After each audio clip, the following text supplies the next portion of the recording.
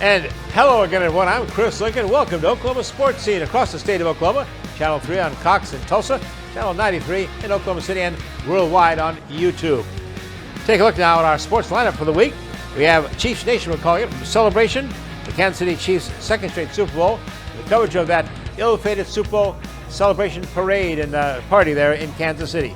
Neal Jones used to be in Tulsa, the sportscaster, up in Kansas City for the past 30 years. Because his insight, he was there in the middle of the shooting.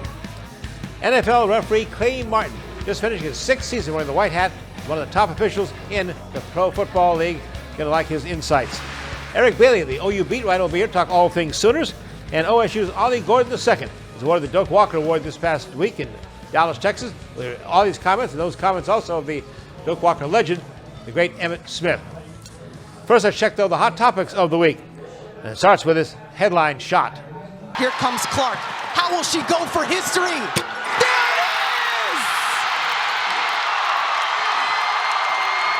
The all-time leading scorer in women's college basketball. University of Iowa shooting guard Caitlin Clark used her signature logo three-point shot to set the new NCAA women's basketball scoring record.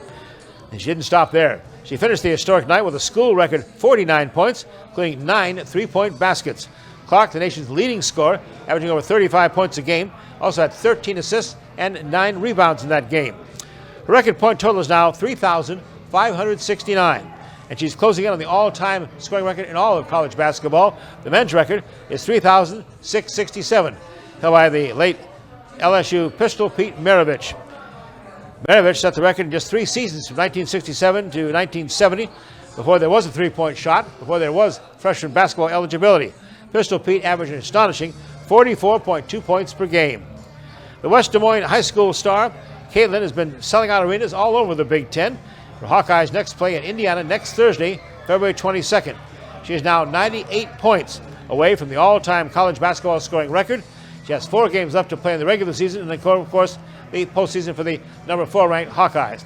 And yes, she's taking advantage of NIL with several corporate deals, including State Farm, Nike, Buick, H&R Block, Topps, Hy-Vee, and her latest edition, Gatorade. Well done, Caitlin. Well, the Stars were out in Indianapolis this past Sunday night.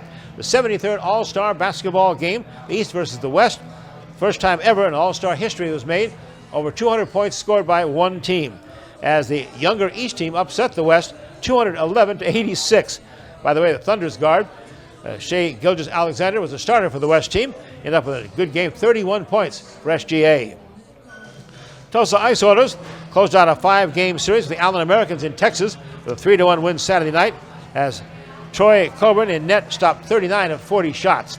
Then Tulsa played Sunday night in Wichita, lost that one 5-2. The others are now 24-21-4 on the season. They're third in the Mountain Division with 51 points. Ice Holders now return to the BOK Center. Their home ice for games this Friday and Saturday, and then an afternoon game on Sunday. And a reminder, this Saturday, February the 24th, it's Bedlam on Ice. The college hockey teams from Oklahoma State and Oklahoma square off on the BOK Ice at 4 p.m. That same ticket gets you into the Idaho game that night at 7 o'clock. MLS spring training is underway. Games open February 22nd. Our Tulsa Drillers MLB parent club, the Los Angeles Dodgers, played the San Diego Padres that day. All 30 MLB teams are playing spring training starting on the 24th. The season opens March 20th in Seoul, Korea, with a 2-game series between the Dodgers and the Padres. Then the 162-game regular season is March 28th to September 29th. The defending world champion Texas Rangers host this year's All-Star game on July 16th. Postseason begins October 1st. They go to 7 games. The World Series will end on November the 2nd. And it's play ball with the Big 12 baseball team starting this weekend. First time it's a 13-team league. 4 of the teams are ranked in the preseason Division I rankings, including TCU, the defending Big 12 champions. They're ranked number 5, followed by Texas 16, Texas Tech 21, and Kansas State 23. $1.3 billion. That's the figure college football playoffs and ESPN have come to, signing a 6-year deal worth a reported $1.3 billion as they extend the playoffs from 4 to 12 games. Bedlam Wrestling, following up our interview with John Smith last week, Oklahoma State won its 19th straight duel against Oklahoma, dominating the Sooners 34-9. The nationally ranked Cowboys, number 2 in the nation, are now 14-0 to host Iowa this Sunday, February 25th, 2 p.m. Gallagher, and the game is also match televised also on FS1. And a reminder again, the Tulsa All-World Sports Awards will be held on June the 20th at the Cox Convention Center. Go online to get the ticket information to honor our local high school athletes. Kansas City Chief, unsighted broadcaster, good friend of ours, Neal Jones, will be on the program to talk about the Chiefs Super Bowl and about the wild goings-on at the Super Bowl parade. That's next on Oklahoma Sportscene. Glad you're with us. There are 3 things you need to know about Bricktown Brewery. We never stop obsessing over the quality of our fresh, made-from-scratch food. From pizza and burgers to salad and seafood, there's something for everyone. Our beer selection is second to none. Between handcrafted Bricktown beers and local craft favorites, you're sure to find one you'll love. We can't wait to serve you. Great food, local beer, and truly friendly service. Bricktown Brewery, we love what we do, and it shows.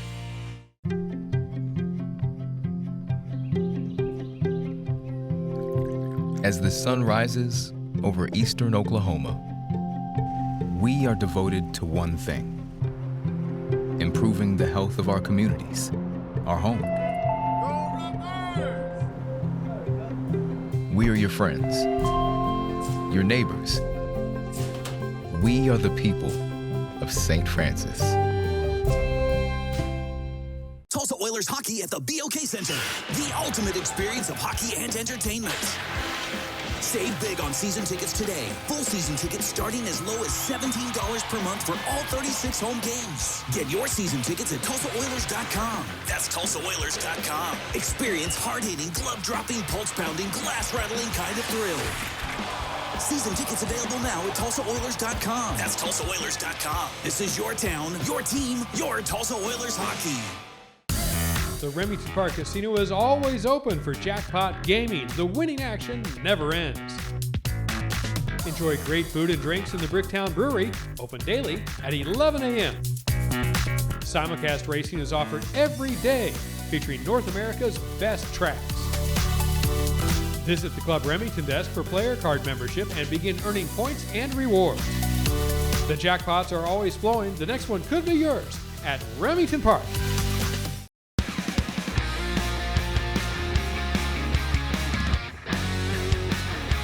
Welcome back to Oklahoma Sports Scene. Since 1993, Neal Jones has been covering Kansas City sports, working with the CBS affiliate KCTV Channel 5 up in KC. Now some 3 decades is going on, but before that, his career really began right here in Tulsa, Oklahoma. He was on Big Al Jerkin's sports staff at Channel 2, NBC affiliate here from 1980 to 1989. So Neal, good to catch up with you and bring us up to date. What's going on in Kansas City? I've spent the last 31 years here in Kansas City, covering the Chiefs and Royals and KU, K-State, and Missouri, professional soccer. It's been a lot of fun. I've had a great run up here. My wife is from Overland Park, and so we've had a great time, raised 2 children here.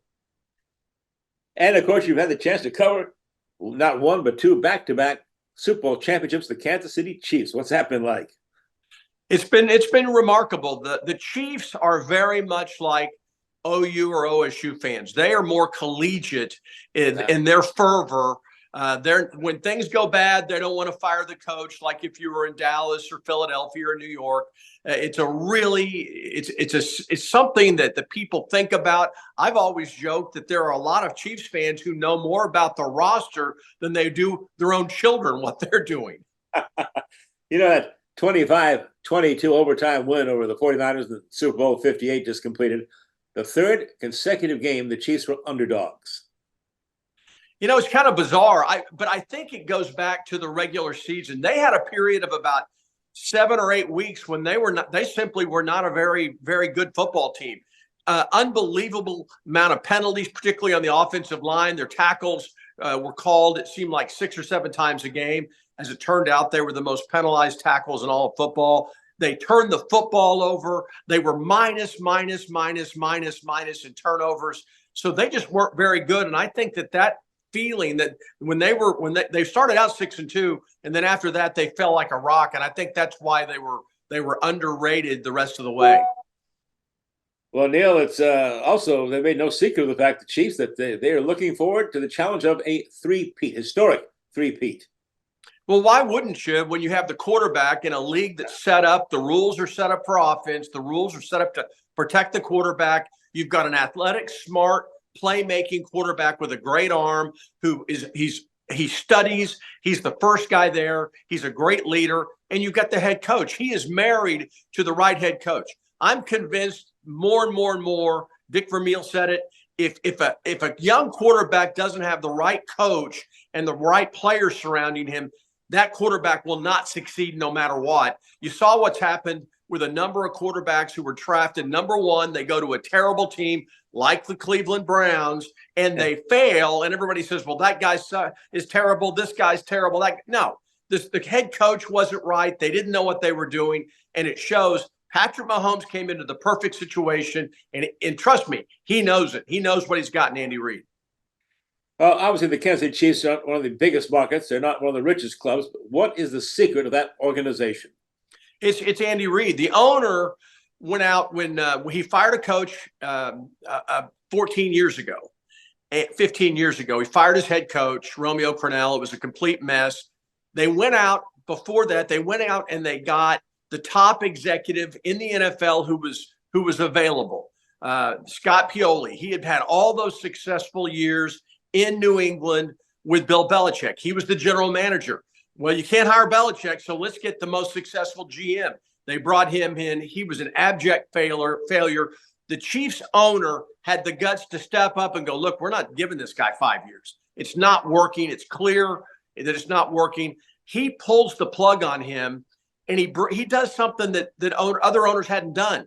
He says, I'm not hiring a GM to run my football operations, and then he'll hire the coach. I'm hiring the coach. I'm hiring the GM after I consult with the coach, and they're all going to report to me. We're going to have an integrated system where I'm involved. And unlike a lot of owners who meddle, this guy doesn't want to meddle. It's just that he wanted to get the right guy. He hired Andy Reid. Reid had a great run, 4 straight NFC championship games in Philadelphia, but had never won the Super Bowl. He only reached 1 Super Bowl, was largely seen as a guy who could not win the big one. And they brought him in. He began to win immediately. He made the playoffs. They won 1 game 1 year. And the next year, they end up making the playoffs. That's how good Andy Reid is. From the moment they hired him, Chris, you could see the synergy build up. He surrounds himself with good people. A lot of the people that he brought a bunch of them from Philadelphia. It's all due to Andy Reid. You can't point to anybody else in the organization. Andy Reid makes all the decisions, or at least has a hand in all the decisions, and they've made a lot of good ones.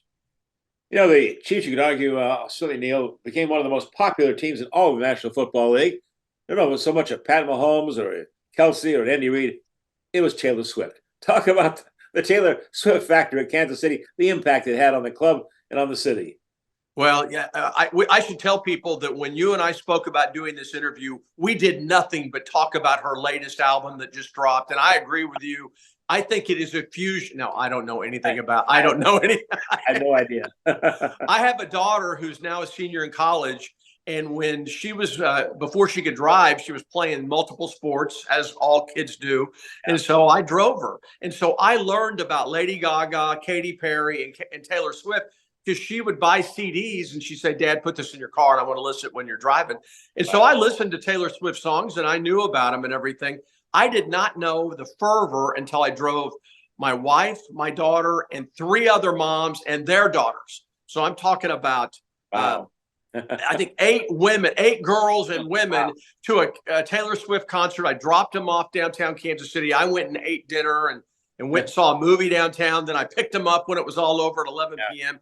And so I'm a little aware of that. I had no idea, Chris. I had no idea when before I go out, I go cover the press conference every Wednesday with Patrick Mahomes and the head coach. And every Wednesday they would tell me, Neal, ask Mahomes about Taylor Swift this. Neal, ask Andy Reid about what Taylor Swift tweeted about him. And I'm like, and I would go out and I'd raise my hand and I'd wait till all the football questions were done. Right. Can you imagine going to a Barry Switzer press conference back in the 70s and 80s and going, Coach, real quick, your tight end is dating Miss America. What's your take on that? I don't think so. Neal, I got to ask you a quick Royal question, too. They just announced a massive new ballpark, the $2 billion project in downtown Kansas City for a 34,000 seat new baseball park for the Royals? A lot of question marks. A lot of the people who know that area, the people in Kansas City, the mayor and the city council, they're all for it. It will benefit downtown. But the Kansas City, Missouri, they don't vote on it. They don't fund anything. The county funds it. And the county people, first of all, the Royals have 6 more years on their lease. So they want to move. And they're like, even the Chiefs, when the Royals announced about a year ago, hey, we want to go downtown, the Chiefs are like, well, we don't have a plan for if they go downtown, what we'll do, because there's 7 years on the lease. There are a lot of people in this town who don't support this. They don't like the site they chose. They would have preferred that they do it. I'm trying to think of how it could explain it in Tulsa terms, but they didn't build it right in downtown. It's across the highway from downtown. It'd be a little bit like that land west of downtown that they built apartments and stuff for. Remember, they ended up building apartments for. That was supposed to be parkland, but they built apartments. So the stadium's kind of across the river. It's not really in downtown. And as a result, there are a lot of people who are like, well, why are we putting it there? I have not looked into it because I've been gone covering the playoffs and covering the Super Bowl. The Royals kind of tried to sneak this in by announcing the information as late as possible. They want to vote in April. Just last week, they announced where the site was going to be. And there were 3 possible sites, potential sites. They chose one that I don't think anybody thought they were going to choose. So I think that a lot of the voters in Jackson County have questions, and it'll depend on what they do. I live in Kansas. I live out in the suburb.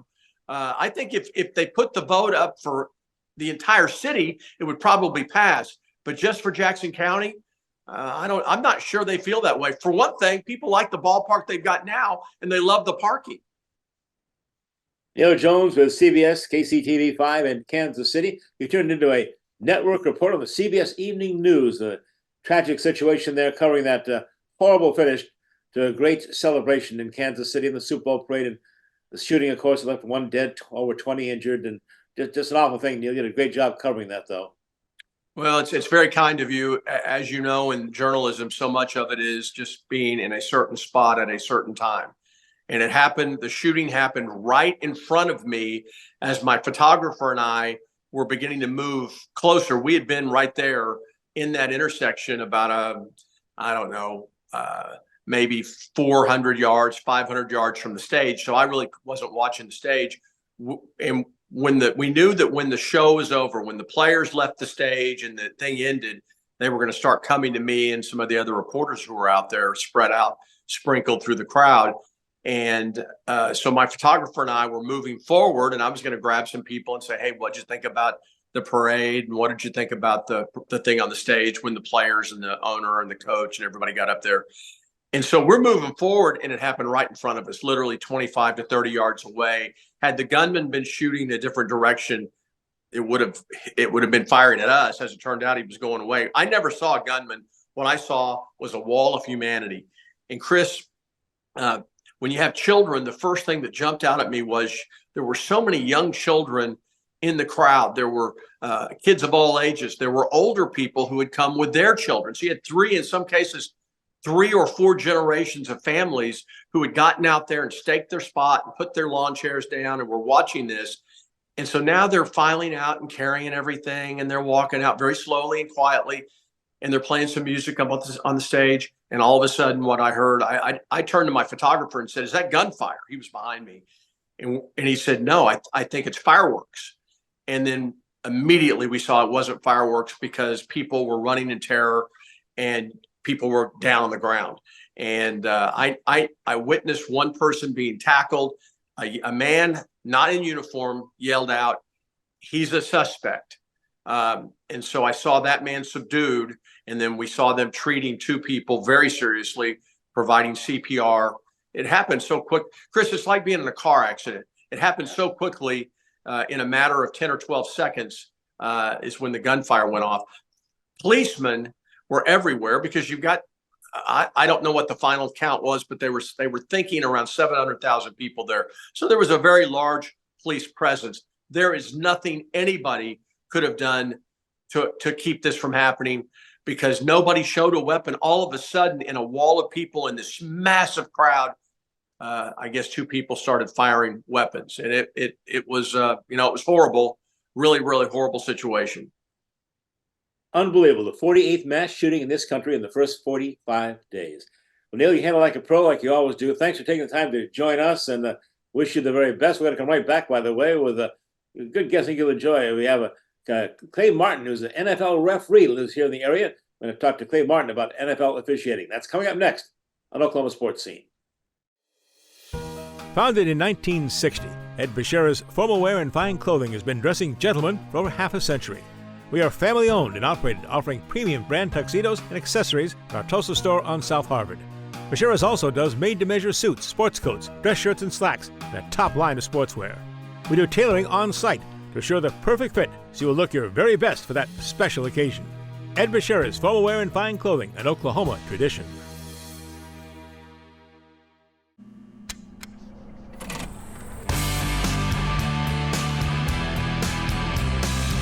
The best of back then is always right here.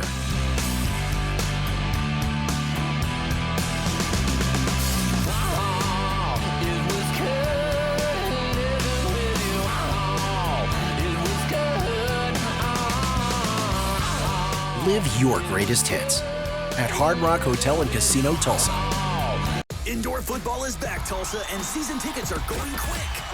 Don't miss Saturday night entertainment starting as low as $9 a month. The Tulsa Oilers indoor football team kicks off again in March, Saturday nights, 7 p.m. BOK Center. Season tickets are on sale now. Go to TulsaOilersFootball.com. That's TulsaOilersFootball.com. Get your season tickets now. Don't miss your chance to experience the fast-paced, helmet-hitting, pad-popping excitement of professional indoor football. TulsaOilersFootball.com. The Oklahoma Sports Hall of Fame, home of the Paycom Jim Thorpe Award, is a treasure trove of memorabilia honoring Oklahoma sports legends. For museum hours or to schedule a tour, go to oklahomasportshalloffame.org.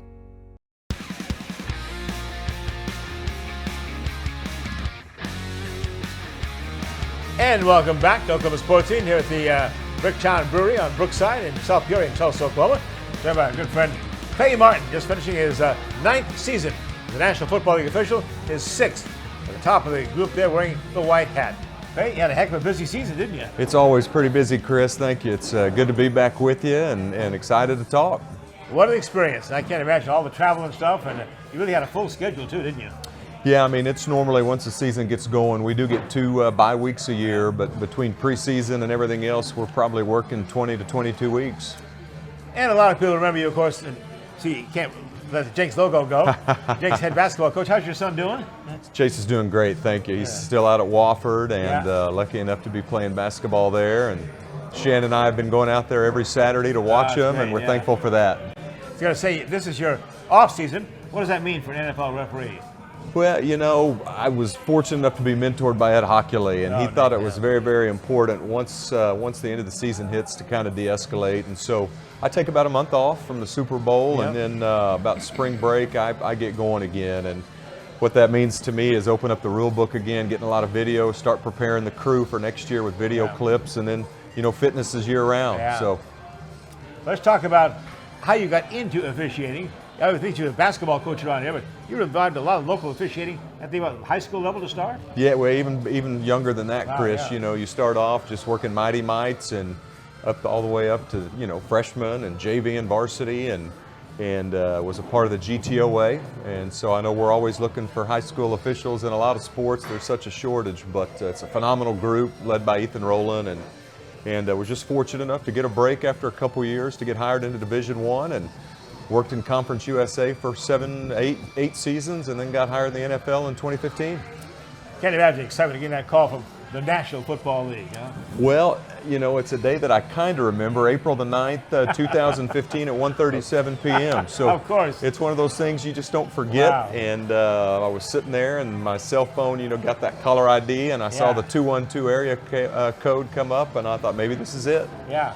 All right, give us an idea of what it's like preparing you and your crew for an NFL game on Sunday or Thursday or Monday, whatever they are now. Yeah, I like those Sunday games because we get a little bit more prep time. That's it's a quick turnaround when you work the Thursday game, but it's a lot of work, not only for me, but from all the crew. And really the first half of the week is spent on, finishing up the game we just worked, coming up with plays that we need to look at to improve on, showing good, examples of a lot of good things we did for the crew. And the second half of the week, we're spending time on who we have coming up, and a lot of scouting's done. And so I spend a lot of time in video, and then you still got to work in the rule study and those things. But it's a a good amount of time just to prepare.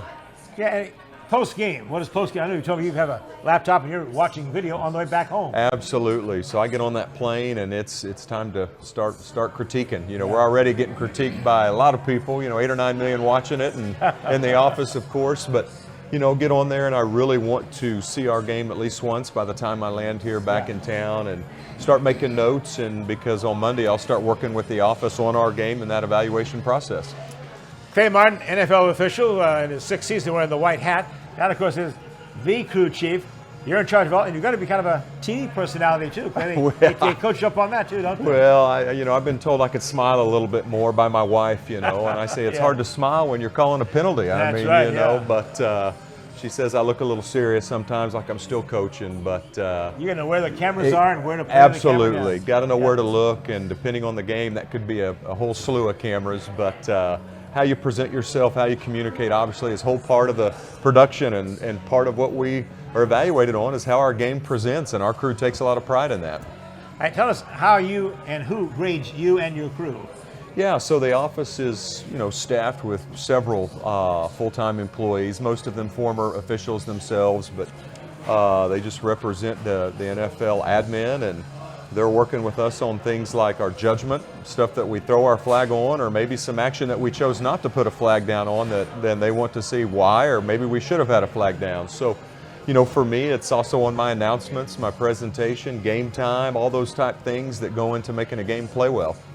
And of course, you have constant communication with your entire crew, right? Headsets and such? Oh, yeah. There's a lot of voices in my head for about 26 weeks a year. Yeah. So able to communicate with the guys on the field, my replay guys who are in the stadium, and then, if we go to the tablet for a replay, I also can communicate with New York.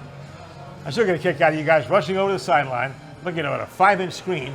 There's a 50-foot screen above you in the stadiums. How about that? That just amazes me. I don't know if it's the look they want, but what you're seeing at home is what I probably am seeing on that little tablet. But, I guess it's just to I don't know, make it look more official, like I'm really locked in on that little tablet. You bet. Who makes that call? Is it you? Is it the NFL office New York? Yeah, it's all of us, right? So it's a collaboration between myself and our replay guys that's part of the crew that's at the stadium, and then we're working with New York to maybe get different camera angles, different shots. What are we looking for? Did the foot drag? Did the ball skip? Different things. But collaboratively, we make a decision.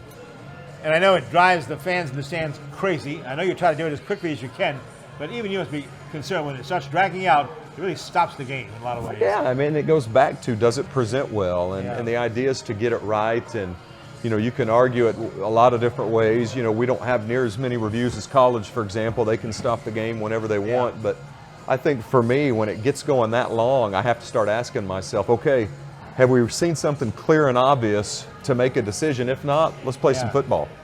And do you have a lot of conversations on the field with players, with coaches on the sidelines? Do you have much interaction with the team? Gosh, yeah, absolutely. That's so much of what we do, and especially the guys on the field that I like to, not just know me for a yellow flag, but know when they're doing it right, patting them on the shoulder pad, good job, way to let go. And I think the longer you're in the league, you have a little bit more rapport and relationships with those guys. So that's every play almost.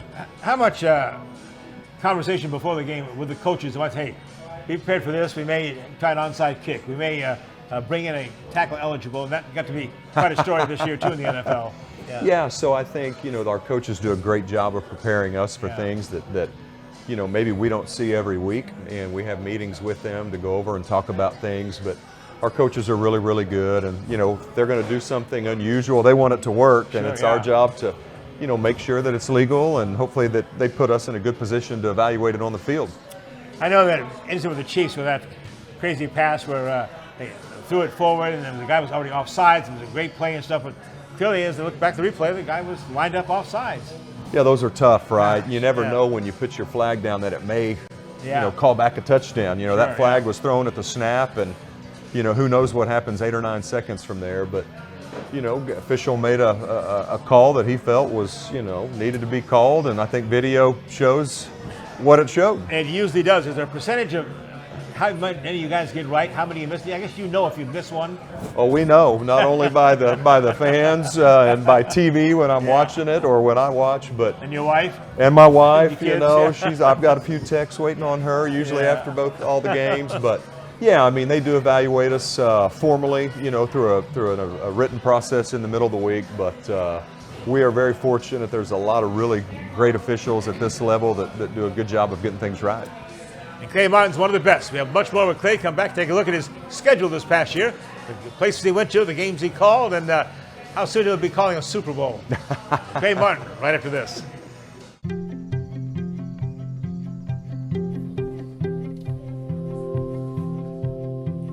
Around the clock, throughout eastern Oklahoma, we are devoted to one thing: improving the health of our communities, our home. We are your friends, your neighbors. We are the people of St. Francis. Indoor football is back, Tulsa, and season tickets are going quick. Don't miss Saturday night entertainment starting as low as $9 a month. The Tulsa Oilers indoor football team kicks off again in March, Saturday nights, 7 p.m. BOK Center. Season tickets are on sale now. Go to TulsaOilersFootball.com. That's TulsaOilersFootball.com. Get your season tickets now. Don't miss your chance to experience the fast-paced, helmet-hitting, pad-popping excitement of professional indoor football. TulsaOilersFootball.com. The Oklahoma Sports Hall of Fame, home of the Paycom Jim Thorpe Award, is a treasure trove of memorabilia honoring Oklahoma sports legends. For museum hours or to schedule a tour, go to oklahomasportshalloffame.org. Josie's on a vacation far away. Come around and talk it over. Times may change, but the feeling stays the same. Stay up and keep it undercover. I just want to use your love tonight. I don't want to Live your greatest hits at Hard Rock Hotel and Casino, Tulsa. My name is Dr. Brittany Els. Here at Tulsa Bone and Joint Urgent Care, we treat a lot of athletes for wrist injuries, anything from sprains and fractures, elbow and shoulder injuries. Right here on site, we have the ability to do x-rays for your student athlete. We also have the ability to put them in a wrist brace or a knee brace if needed. And we have the ability to refer them to an orthopedic surgeon for follow-up care. We're an orthopedic urgent care, and we have a walk-in availability. You don't need an appointment. One of the things that makes our urgent care unique is that it is physician-run. We appreciate being able to care for your student athletes.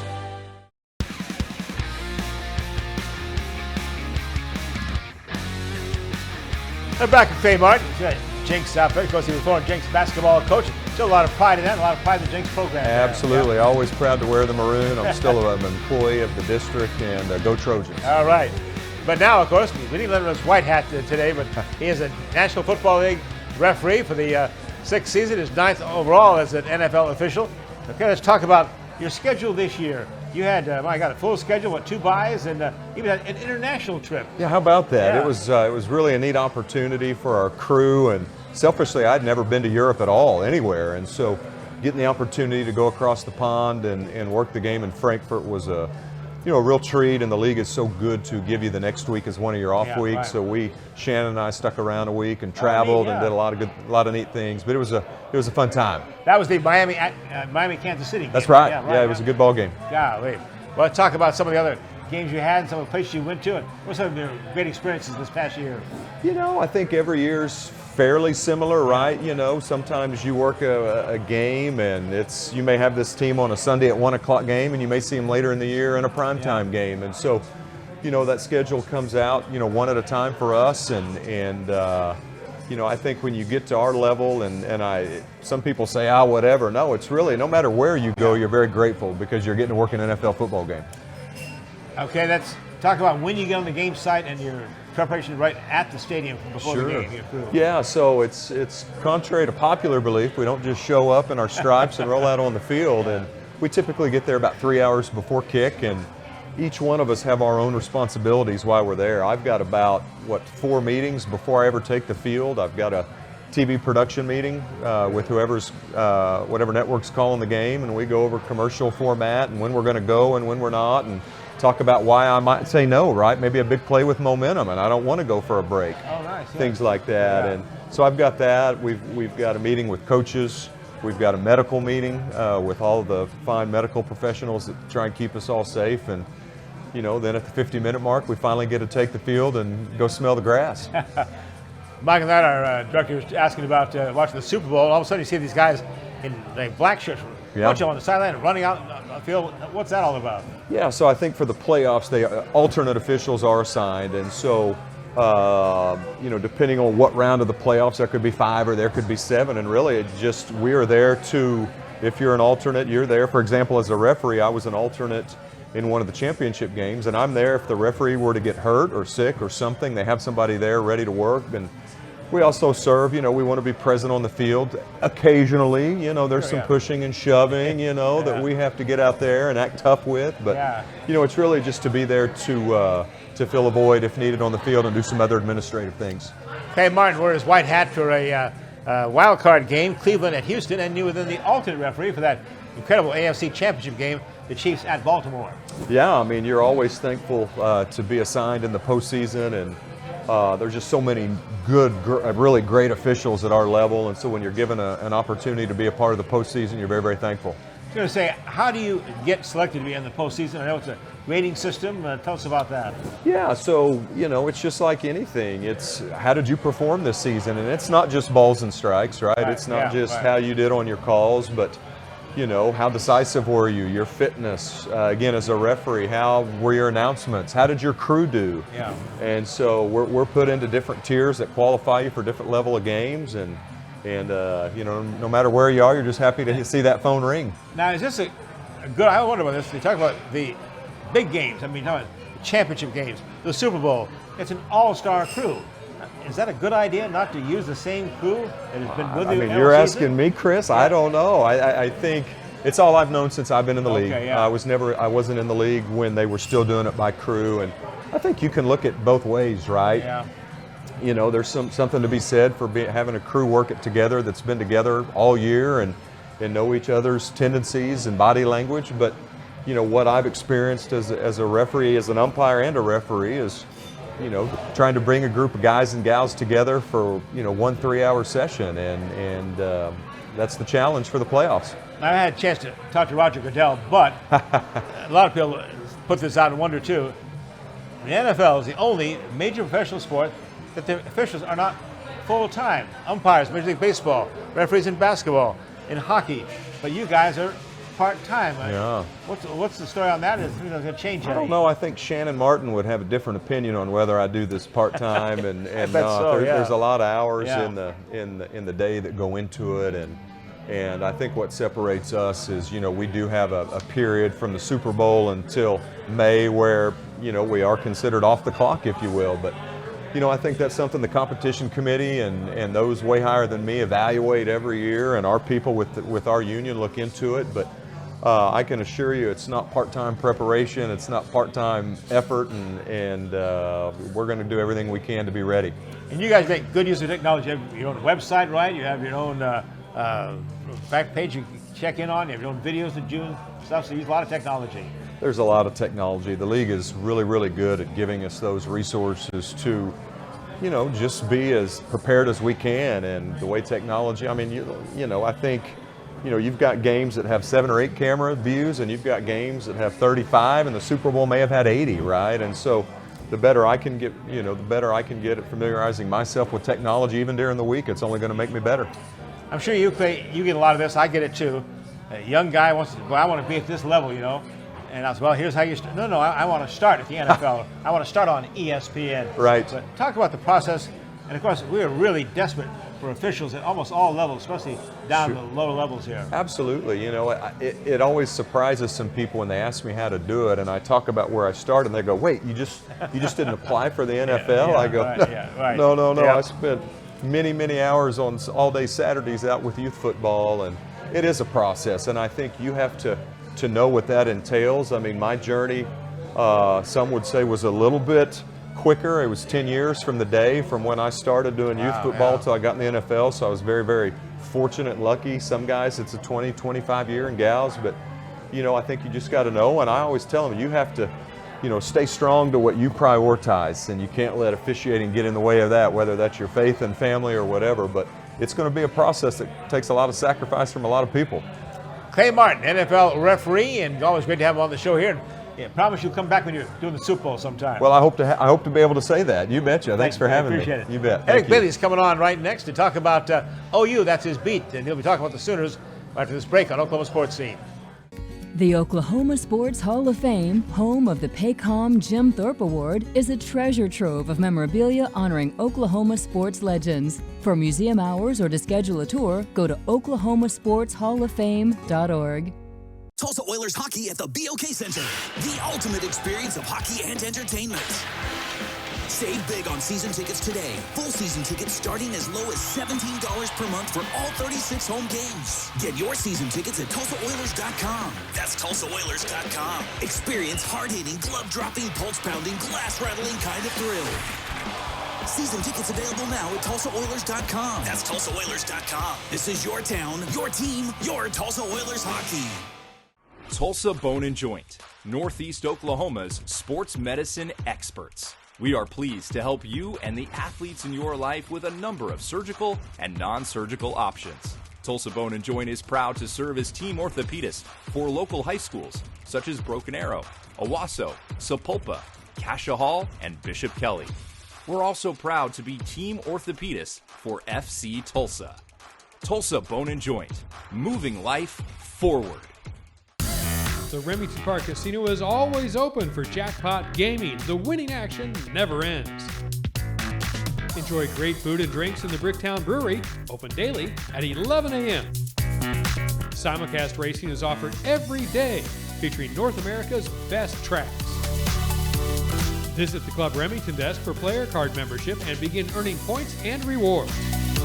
The jackpots are always flowing. The next one could be yours at Remington Park.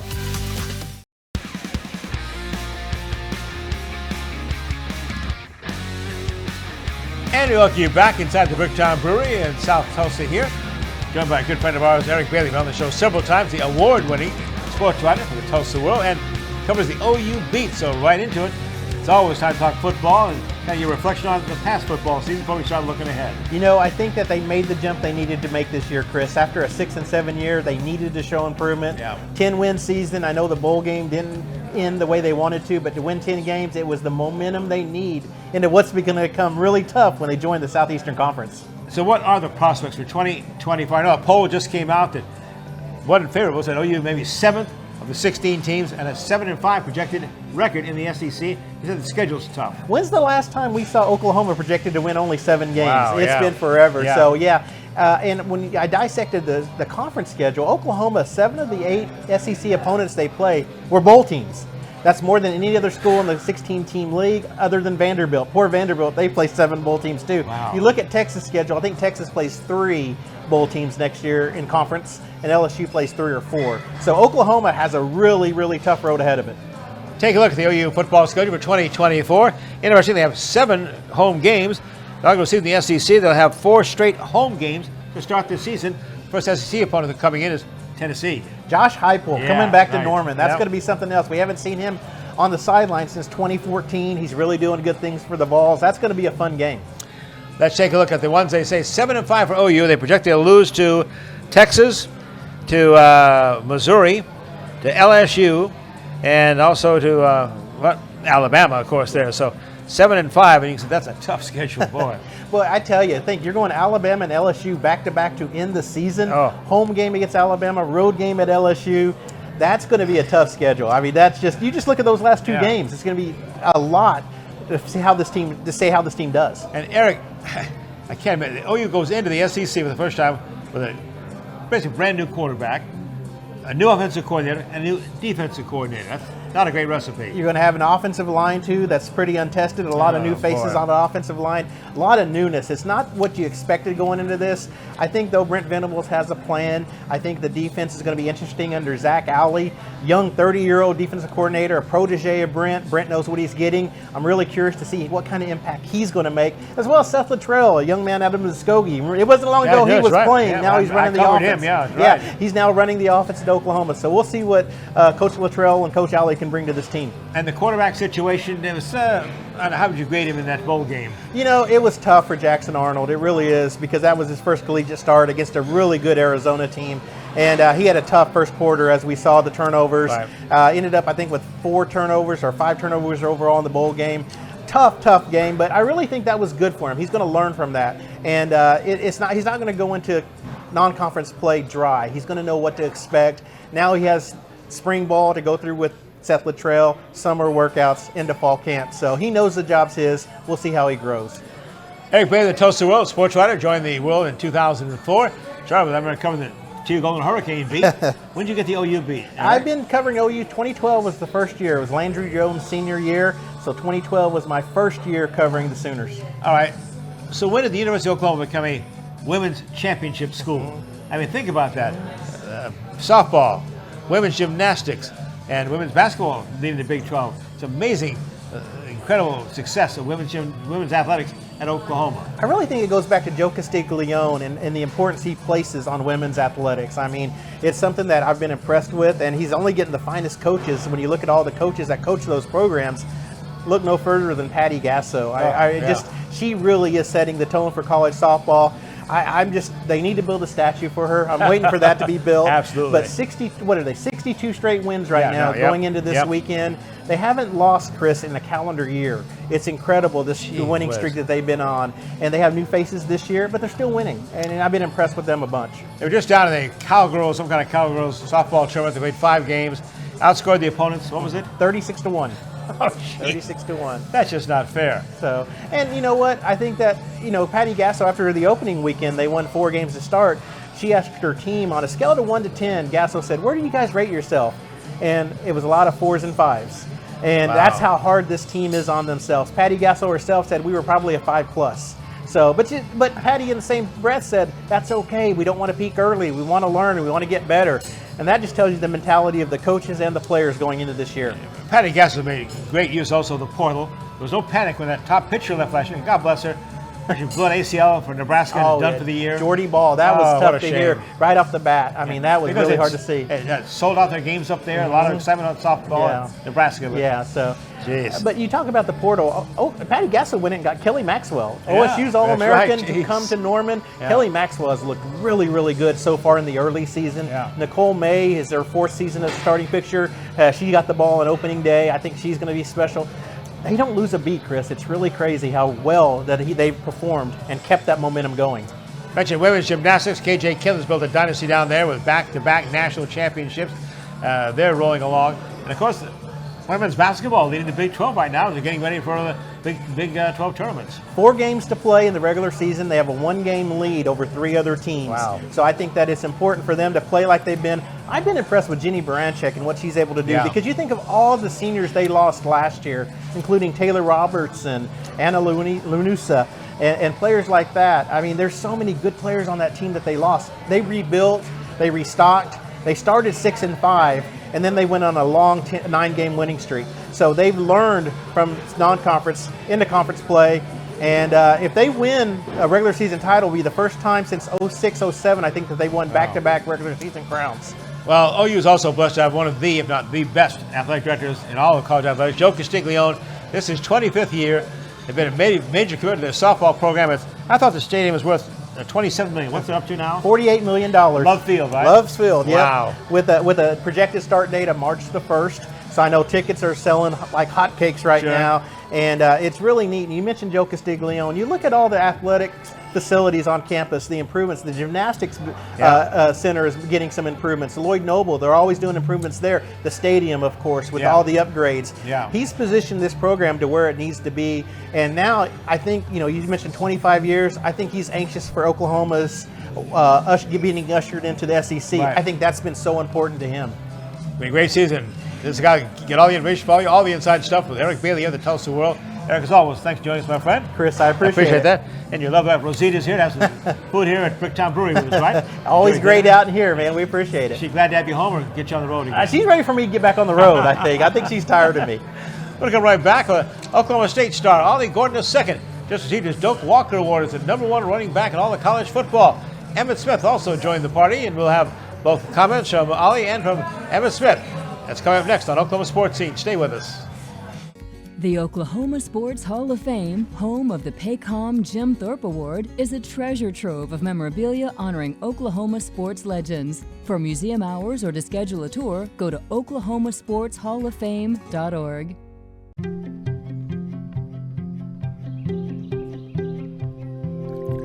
As the sun rises over eastern Oklahoma, we are devoted to one thing: improving the health of our communities, our home.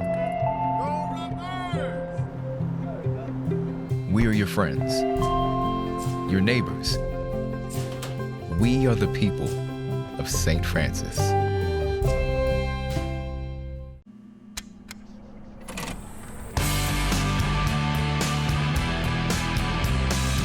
The best of back then is always right here.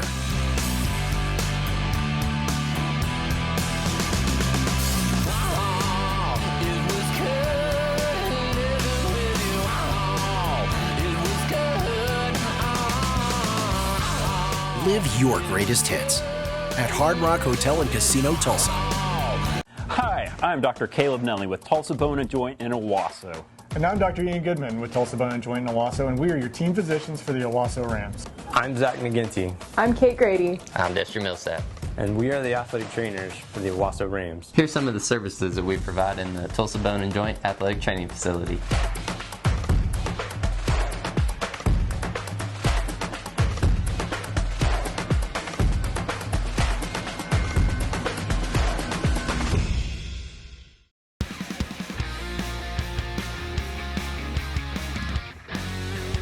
This past Friday, February the 16th, in Dallas, Texas, they awarded the Doak Walker Award, the best running back in 2023. And it went to our Oklahoma State star, Ollie Gordon II.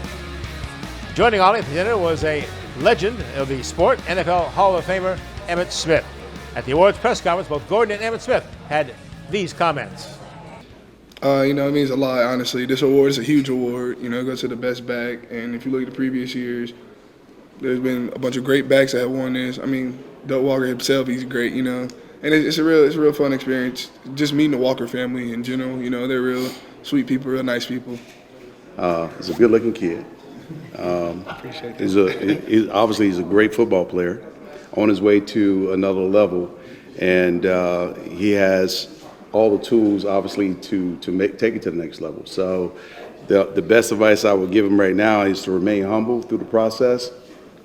All the hardware means a lot. It validates what you were able to accomplish throughout the course of a season and what your guys were able to do up front for you to help you get there. But at the end of the day, it's back to the grind right now, because last year was last year, this year's a new year. And that's the approach that I've always taken is, okay, had a great season last year. I want to have an even better season this year. So what do I need to do? One, get back on the grind. Treat it as if you never won any hardware at all, and that you want to win brand new hardware the next year. And the most important thing, obviously, is stay healthy throughout the course of the season. And that's something that everybody must do. So he has a bright future ahead of him and has the talent. The one thing I do know about having talent is you have to nurture that talent. And don't take it for granted, because these are fleeting moments. They come and go fairly quickly. I tell him he has the younger trophy, I have the older trophy. So I got the gray one, as you can tell. So it matches, all of this right here kind of matches together. So it happens fairly quick. It does go by fairly quick. So cherish these moments, enjoy these moments, share these moments with family and friends, and pat yourself on the back, bro, because you've been working hard to get to that place.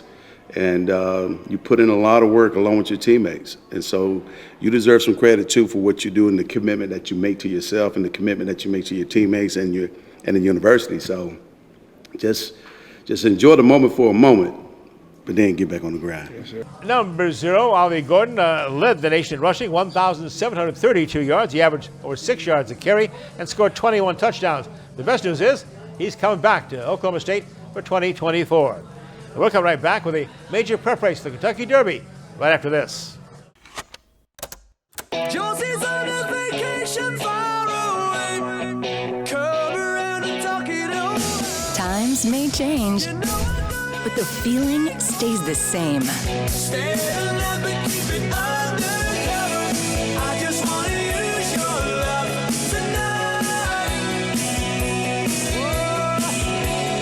I don't want to Live your greatest hits at Hard Rock Hotel and Casino, Tulsa. Tulsa Oilers hockey at the BOK Center. The ultimate experience of hockey and entertainment. Save big on season tickets today. Full season tickets starting as low as $17 per month for all 36 home games. Get your season tickets at TulsaOilers.com. That's TulsaOilers.com. Experience hard-hitting, glove-dropping, pulse-pounding, glass-rattling kind of thrill. Season tickets available now at TulsaOilers.com. That's TulsaOilers.com. This is your town, your team, your Tulsa Oilers hockey. Founded in 1960, Ed Bashira's Formal Wear and Fine Clothing has been dressing gentlemen for over half a century. We are family owned and operated, offering premium brand tuxedos and accessories in our Tulsa store on South Harvard. Bashira's also does made-to-measure suits, sports coats, dress shirts, and slacks, and a top line of sportswear. We do tailoring on site to assure the perfect fit so you will look your very best for that special occasion. Ed Bashira's Formal Wear and Fine Clothing, an Oklahoma tradition. The Remington Park Casino is always open for jackpot gaming. The winning action never ends. Enjoy great food and drinks in the Bricktown Brewery, open daily at 11 a.m. Simulcast racing is offered every day, featuring North America's best tracks. Visit the Club Remington desk for player card membership and begin earning points and rewards. The jackpots are always flowing. The next one could be yours at Remington Park.